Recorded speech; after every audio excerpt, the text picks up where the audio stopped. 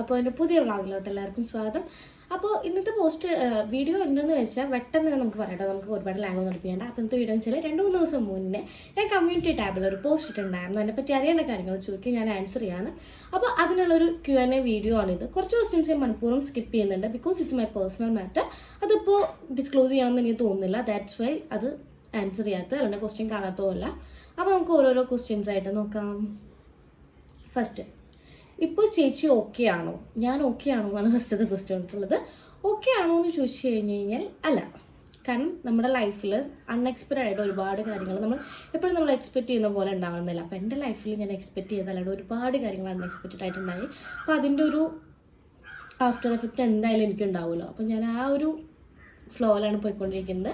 അത് ഇടയ്ക്കിടയ്ക്ക് ഇങ്ങനെ ഹോസ്പിറ്റലൈസ്ഡ് ആവുന്നതും കാര്യങ്ങളൊക്കെ. അപ്പോൾ ഓക്കെ അല്ല, ട്രൈ ചെയ്തുകൊണ്ടിരിക്കുകയാണ് ടു ബി ഓക്കെ ആവാൻ വേണ്ടിയിട്ട്.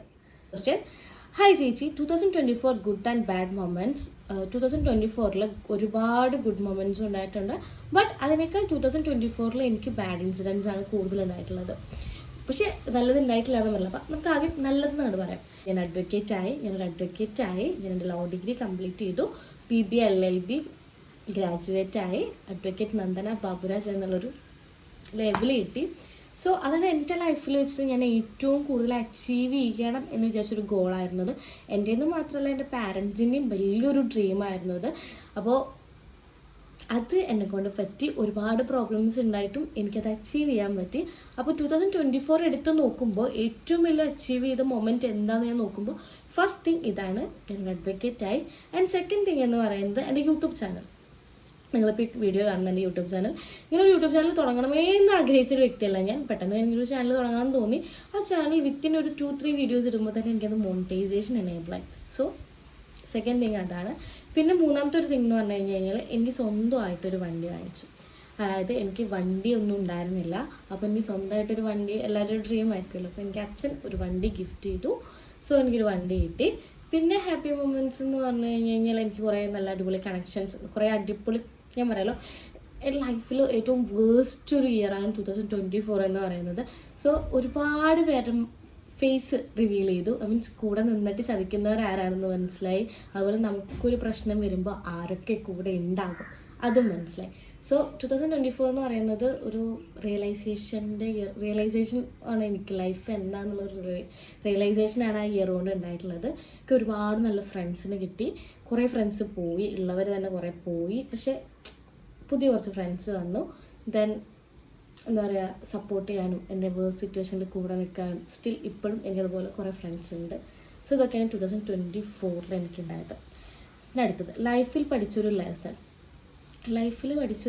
എന്ന് പറയുന്നത് ആരും ഡിപ്പെൻഡ് ചെയ്യരുത്. അതായത് ഇന്ന ആൾ എനിക്കിത് ചെയ്തു തരാനുണ്ടാവും, അല്ലെങ്കിൽ ഇന്ന ആൾ ഇന്ന സമയത്ത് എൻ്റെ കൂടെ ഉണ്ടാകും, അല്ലെങ്കിൽ ഇയാൾ എനിക്ക് വേണ്ടി ഇത് ചെയ്തു തരും, ഇയാൾ ഇങ്ങനെയായിരിക്കും. അങ്ങനെ ഒരാളെക്കുറിച്ചും, അതിപ്പോൾ അച്ഛനായിക്കോട്ടെ, അമ്മയായിക്കോട്ടെ, ചേട്ടനായിക്കോട്ടെ, കൂട്ടുകാരായിക്കോട്ടെ, ആരായിക്കോട്ടെ, വാട്ടെവർ ഇറ്റ് ഈസ്, ആരോ ആയിക്കോട്ടെ, ആരുടെയും ഒന്നും എക്സ്പെക്റ്റ് ചെയ്യരുത്. അവരെ കണ്ട് നമ്മളൊന്നും എക്സ്പെക്റ്റ് ചെയ്യരുത്. എനിക്ക് ഭയങ്കര എക്സ്പെക്റ്റേഷൻ കൂടുതലായിരുന്നു. സോ 2024 ഞാൻ പഠിച്ചൊരു കാര്യമാണ്, എക്സ്പെക്റ്റേഷൻ പാടില്ല. ലൈഫ് എങ്ങനെ പോകുന്നു അങ്ങനെ പോട്ടടോ, അത്രയാണോ. ആ 2024 എനിക്ക് കിട്ടിയത്. ഇനി അടുത്തത്, ഓക്കെ, ആരെയോ ഓക്കെ ആണോ എന്ന് ചോദിച്ചു കഴിഞ്ഞാൽ ട്രൈയിങ് ആണ്. ഓക്കെ ആവാൻ വേണ്ടി ട്രൈ ചെയ്യുന്നു. ഓക്കെ അല്ല, ഹോണസ്റ്റ്ലി പറയുന്നു, ഐ എം നോട്ട് ഓക്കെ. പിന്നെ ഈ വീഡിയോസ് എടുക്കുന്നു, ചിരിച്ച് കളിച്ച് നടക്കുന്നു, അതൊക്കെ നമ്മളിങ്ങനെ ഡൗൺ ആയിരുന്നു കഴിഞ്ഞാൽ അങ്ങനെ ഡൗൺ ആയി ഇരിക്കത്തേ ഉള്ളൂ. സോ അതിൽ നിന്നൊരു മോചനം കിട്ടാൻ വേണ്ടിയിട്ടാണ് നമ്മളിങ്ങനെ ഓക്കെ ആവാൻ ശ്രമിക്കുന്നത്. നമ്മളെ ഓക്കെ ആക്കേണ്ടത് നമ്മൾ തന്നെയാണ്. വേറെ ആരും ശ്രമിച്ചാലും നമ്മൾ ഓക്കെ ആക്കാനൊന്നും പറ്റത്തില്ല. സപ്പോർട്ട് ചെയ്യാൻ പറ്റും ഓക്കെ ആക്കാൻ വേണ്ടി, പക്ഷേ വേറെ ആരും വെച്ചാലും നമ്മൾ ഓക്കെ ആവില്ല. ഓക്കെ ആവണമെന്ന് നമ്മൾ തന്നെ ഡിസൈഡ് ചെയ്യണം നമ്മൾ ഓക്കെ ആവണമെന്ന്. Next question, how do you feel after your graduation എന്ന് പറഞ്ഞു കഴിഞ്ഞാൽ ഞാൻ ഒരുപാട് ഡ്രീം കണ്ട ഒരു ഡേ ആയിരുന്നു എൻ്റെ ഗ്രാജുവേഷൻ ഡേ എന്ന് പറയുന്നത്. ഞാൻ ഭയങ്കര ഇമോഷണലായിരുന്നു. ഞാൻ ഒരുപാട് കരഞ്ഞ ആ ദിവസം. പക്ഷേ ഭയങ്കര ഹാപ്പീസ് തോന്നുന്നു. കാരണം നമ്മൾ ഇത്രയും കാലത്തെ കാത്തിരിപ്പ് ഫൈനലി എൻ്റെ പേര് വിളിക്കാൻ വേണ്ടി ആ സ്റ്റേജിലേക്ക് പോകുന്ന മൊമെൻറ്റ്, എന്താ പറയുക, ഗൂസ് ബംസ് ഒക്കെ വരില്ല. ഭയങ്കര പ്രൗഡായിട്ടുള്ളൊരു മൊമെൻ്റ് ആയിരുന്നു അത്. ഗ്രാജുവേഷൻ ഡേ ഇപ്പോഴും ആലോചിക്കുമ്പോൾ ഇപ്പോഴും എനിക്ക് സങ്കടം വരും. അടിപൊളി ഡേ ആയിരുന്നു. ഇനിയിപ്പോൾ കോൺവക്കേഷൻ കിട്ടിയിട്ടില്ല. കോൺവക്കേഷൻ നമുക്കൊരു ജനുവരി ഫെബ്രുവരി മന്തിലായിട്ട് കോൺവക്കേഷൻ ഉണ്ടായിരിക്കും. So waiting for convocation. Same feel തന്നെയായിരിക്കും അന്ന് ഉണ്ടാവുക. നമ്മൾ ആഗ്രഹിച്ച കാര്യം നമ്മളെല്ലാവരും ഫ്രണ്ട്സും ഒരുമിച്ച് എൻറോൾ ചെയ്യുന്ന ഒരു സ്റ്റേജിൽ വെച്ചിട്ട് സോ സ്പെഷ്യൽ, അടിപൊളി മൊമെൻ്റ് ആയിരുന്നു. Okay, what is your advice for newly married couples? എനിക്ക് ഒരു അഡ്വൈസും തരാനില്ല. ഓരോരുത്തരുടെ ലൈഫ് ഓരോരുത്തർ അവർക്ക് ഇഷ്ടമുള്ള പോലെ ജീവിക്കേണ്ടത്. സോ നമ്മളാരും പറഞ്ഞു കൊടുക്കേണ്ട കാര്യമല്ല. Did you ever regret for something you did in 2024? Yeah, so many things. ഒരുപാട് റിഗ്രറ്റ് ചെയ്യാൻ സോ മെനി തിങ്സ് ഉണ്ട്. ഒരുപാട് പേരുടെ അടുത്ത് തലയിൽ വെച്ചിട്ടുണ്ടായിരുന്നു. അതിനൊന്നും ഒരു ആവശ്യമില്ല. ഒരുപാട് പേർക്ക് എൻ്റെ ലൈഫിൽ ഒരു ഇമ്പോർട്ടൻസും ഇല്ലാത്ത ഒരു പേരെ പിടിച്ച് ഞാൻ തലയിൽ വെച്ചിട്ടുണ്ടായിരുന്നു. കുറേ ഫ്രണ്ട്ഷിപ്പ് തന്നെ ഞാൻ പറയും. ഒരുപാട് പേര് ഇങ്ങനെ തലയിൽ കയറ്റിച്ചിട്ടുണ്ടെന്ന്, ഓ അവരിതാണ് അവരിതാണ് മാങ്ങാൻ ചക്കയാണ്, എന്നിട്ട് അവർ തന്നെ നമ്മളെ തിരിഞ്ഞ് നെഗറ്റീവ് പറയുന്ന ഒരു സിറ്റുവേഷൻ എൻ്റെ ലൈഫിൽ ഉണ്ടായിട്ടുണ്ട്. സോ ഒരുപാട് റിലേഷൻഷിപ്പ് എന്ന് ഉദ്ദേശിക്കുന്ന ഫ്രണ്ട്ഷിപ്പ്, ഒരുപാട് ഫ്രണ്ട്ഷിപ്പ് ഒന്നും കീപ്പ് ചെയ്യേണ്ട കാര്യമില്ല. കീപ്പ് മീൻസ് ഇങ്ങോട്ട് എഫേർട്ട് എടുക്കുന്ന പോലെ തന്നെ അങ്ങോട്ട് എഫേർട്ട് ഇട്ടാൽ മതിയെന്ന് ഞാൻ ലൈഫിൽ നിന്ന് പഠിച്ചിട്ടുണ്ട്. What would you change about 2024? 2024 change എന്നെ ഒരുപാട് സ്ട്രോങ് ആക്കി. ഞാനൊരു കാര്യം പറയട്ടെ, എനിക്ക് ഒറ്റയ്ക്ക് ട്രാവൽ ചെയ്യാൻ ഭയങ്കര പേടിയായിരുന്നു. ഒറ്റയ്ക്കൊന്നും ട്രെയിനിൽ പോകത്തില്ല. ദെൻ ബസ്സിലാണെങ്കിൽ കൂടെ ഞാൻ ആകെ പോകുന്നത് ഒറ്റയ്ക്ക് എന്ന് പറഞ്ഞു കഴിഞ്ഞാൽ കോളേജ് ടു ഹോസ്റ്റൽ വീട്. അത് പാലക്കാട് വരെ പോകും, പാലക്കാട് തിരിച്ചു വരും. അതുകൊണ്ട് ഞാൻ ഒറ്റയ്ക്ക് എവിടെയും പോകുന്നില്ല. എനിക്ക് ആരെങ്കിലും വേണമായിരുന്നു എവിടെയെങ്കിലും പോകാൻ വേണ്ടിയിട്ട്. അതുകൊണ്ട് ഒറ്റയ്ക്ക് പോകുമെന്ന് പറഞ്ഞാൽ എന്നെ കൊണ്ട് ചിന്തിക്കാൻ പറ്റില്ല. എനിക്ക് ഭയങ്കര പേടിയുള്ള കാര്യമാണ് ഒറ്റയ്ക്ക് ബസ് കയറി പോകുക, ഒറ്റയ്ക്ക് ട്രെയിനൊന്നും എൻ്റെ ലൈഫിൽ ഞാൻ ഒറ്റയ്ക്ക് കയറിയിട്ടല്ല. പക്ഷേ 2024 ഞാൻ ഭയങ്കര ഇൻഡിപെൻഡൻ്റ് ആയി. അതായത് ഇപ്പോൾ ഫിനാൻഷ്യലി ഇൻഡിപെൻഡൻ്റ് ആണെന്ന് വെച്ചാൽ ഒരു ഇച്ചിരി എന്നൊക്കെ വേണമെങ്കിൽ പറയാം. കാരണം ഫുള്ളി ഞാൻ ഇൻഡിപെൻഡൻ്റ് അല്ല. കാരണം ഞാൻ എൻ്റെ പാരൻസിനെ ഡിപ്പെൻഡ് ചെയ്യുന്നുണ്ട്. പക്ഷേ എന്നെ കൊണ്ട് പറ്റുന്ന പോലെ ഞാൻ ഹെൽപ്പ് ചെയ്യുന്നുണ്ട്. അപ്പോൾ ഇൻഡിപെൻഡൻ്റ് ആവാൻ ഹെൽപ്പ് ചെയ്തിട്ടുണ്ട്. എന്നതുപോലെ ഞാനല്ല ട്രെയിനിലൊക്കെ ഒറ്റയ്ക്ക് പോകാൻ തുടങ്ങി, എൻ്റെ കാര്യങ്ങൾ ഞാൻ ഒറ്റയ്ക്ക് ചെയ്യാൻ തുടങ്ങി. എല്ലാം ഞാനിപ്പോൾ ഒറ്റയ്ക്കാണ് ചെയ്യുന്നത്. സോ ഞാൻ ഭയങ്കര ഡിപ്പെൻഡൻറ്റ് പേഴ്സൺ ആയിരുന്നു. അതിൽ നിന്ന് മാറി ഇൻഡിപെൻഡൻ്റ് ആവാൻ ഞാൻ തന്നെ ട്രൈ ചെയ്തു. സോ ഇപ്പോൾ ഒരുവിധം ഓൾമോസ്റ്റ് അങ്ങനെയാണ്. കാരണം എനിക്കിപ്പോൾ ആരും വേണം, ഇന്ന കൂടെ ഇവിടെ ഇപ്പോൾ ഒരാൾ വേണം, അല്ലെങ്കിൽ ഇന്നതിൻ്റെ കൂടെ ചെയ്യാൻ ഒരാൾ വേണം, അങ്ങനെയൊന്നുമില്ല. ഞാൻ ഒറ്റയ്ക്കാണെങ്കിൽ എന്തും ചെയ്യാൻ പറ്റും എന്ന് എനിക്ക് മനസ്സിലായി. ഒരു ഇയറാണ് 2024 എന്ന് പറയുന്നത്. ചോദിക്കാനായിട്ട് ഒന്നുമില്ല. How is your health now? ഇടയ്ക്കൊക്കെ ഹോസ്പിറ്റലൈസ്ഡ് ആവുന്ന വീഡിയോസ് കണ്ടിരുന്നു. Hope you are okay, keep going. Okay, അപ്പോൾ ഇടയ്ക്കിടയ്ക്ക് ഹോസ്പിറ്റലൈസ്ഡ് ആവുന്നത് എന്താണെന്ന് വെച്ച് കഴിഞ്ഞാൽ 2024 അല്ല, ഓൾറെഡി ഞാനൊരു ഹോസ്പിറ്റൽ പേഴ്സൺ ആണ്. എനിക്ക് ഭയങ്കര ഇമ്മ്യൂണിറ്റി തീരെ ഇല്ലാത്തൊരു കുട്ടിയാണ്. അവിടെ ഇടയ്ക്കിടയ്ക്ക് ഹോസ്പിറ്റലൈസ്ഡ് ആവുന്ന ഒരു പേഴ്സൺ ആണ്. പിന്നെ 2024 അത് കുറച്ച് അങ്ങോട്ട് കൂടി. ഞാൻ മിക്ക ടൈമും ഹോസ്പിറ്റലിൽ തന്നെയായിരുന്നു. അപ്പോൾ ഈ ഹോസ്പിറ്റലൈസ്ഡ് ആവുന്നതിൻ്റെ റീസൺ എന്താ വെച്ചാൽ എനിക്കിപ്പോൾ ബ്രീത്തിങ് ഇഷ്യൂ ഉണ്ട്.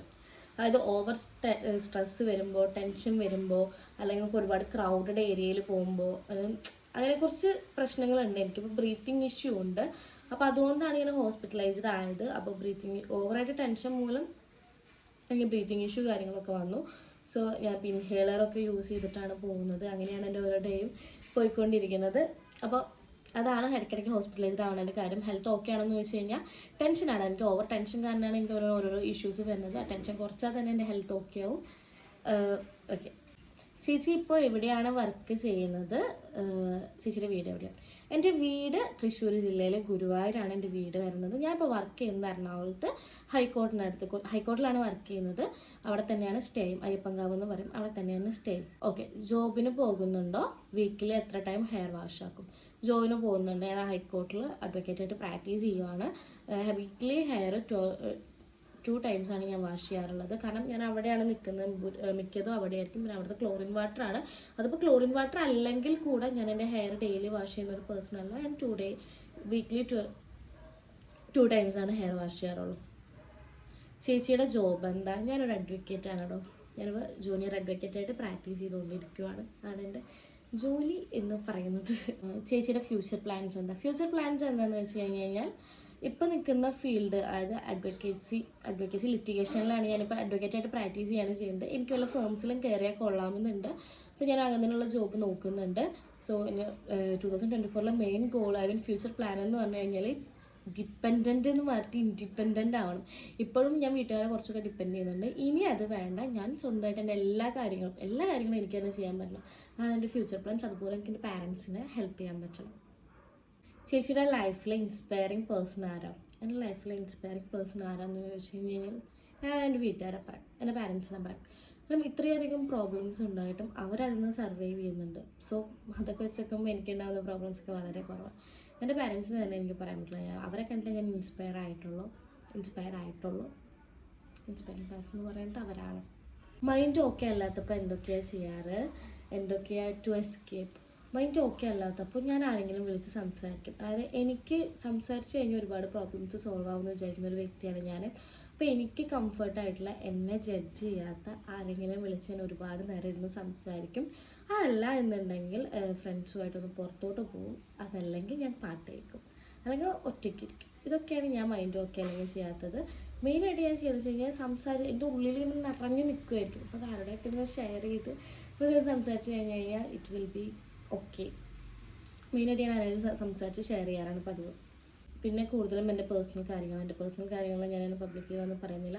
ഒരു കാര്യം പറയാം, നിങ്ങളിങ്ങനെ ചോദിക്കുന്നതിന് ഒരു കോമൺ ആയിട്ടൊരു ആൻസർ പറയാം. നിങ്ങൾ തന്നെയല്ലേ ഇത് ചെയ്തതുകൊണ്ടാണ് ഇത് ചോദിക്കുന്നവർക്ക് എന്ന് പറയുന്നവർക്ക് നമുക്ക് ഇഷ്ടമുള്ള കാര്യങ്ങൾ മാത്രമാണ് സോഷ്യൽ മീഡിയ ത്രൂ ഷെയർ ചെയ്യുക. ഇന്ന കാര്യം ഷെയർ ചെയ്തു എന്ന് വെച്ചിട്ട് ഇന്ന കാര്യം ഷെയർ ചെയ്യാമെന്ന് എവിടെയും പറഞ്ഞിട്ടില്ല. ഓരോരുത്തരും സോഷ്യൽ മീഡിയയിൽ ഷെയർ ചെയ്യുന്നത് അവർക്ക് ഇഷ്ടമുള്ള കാര്യമാണ്. നിങ്ങളിങ്ങനെ ചോദിച്ചിട്ടോ ഹരാജ് ചെയ്തു എന്ന് വെച്ചിട്ടോ ആരും ഒന്നും പറയാൻ പോകുന്നില്ല. So hope you understand. ഇത്രയേ ഉള്ളൂ അപ്പം എൻ്റെ Q&A വീഡിയോ. ഇതാണ് എനിക്ക് വന്ന Q&Aയുടെ ക്വസ്റ്റ്യൻസ് ഇതാണ് വന്നിട്ടുള്ളത്. അപ്പോൾ സോ ഞാൻ ഇതിനെ ആൻസർ ചെയ്തെന്ന് വിചാരിക്കുന്നു. സോ ഇനി നിങ്ങൾക്ക് എന്തൊക്കെ വീഡിയോസ്, ഏത് ടൈപ്പ് ഓഫ് വീഡിയോസ് ആണ് വേണമെന്ന് ഇഷ്ടമെന്നുണ്ടെങ്കിൽ ജസ്റ്റ് കമൻറ്റ് ചെയ്യാം. നമുക്ക് ആ ടൈപ്പ് ഒക്കെ വീഡിയോസ് ചെയ്യാം. അപ്പോൾ എൻ്റെ വീഡിയോ ഇഷ്ടമാവുകയാണെങ്കിൽ ഒന്ന് സബ്സ്ക്രൈബ് ചെയ്യുക, കമൻറ്റ് ചെയ്യുക, ലൈക്ക് ചെയ്യുക. അത്രയുള്ള അടുത്ത വീഡിയോ ആയിട്ട് വരുന്നവരെ ടാറ്റാ ബൈ.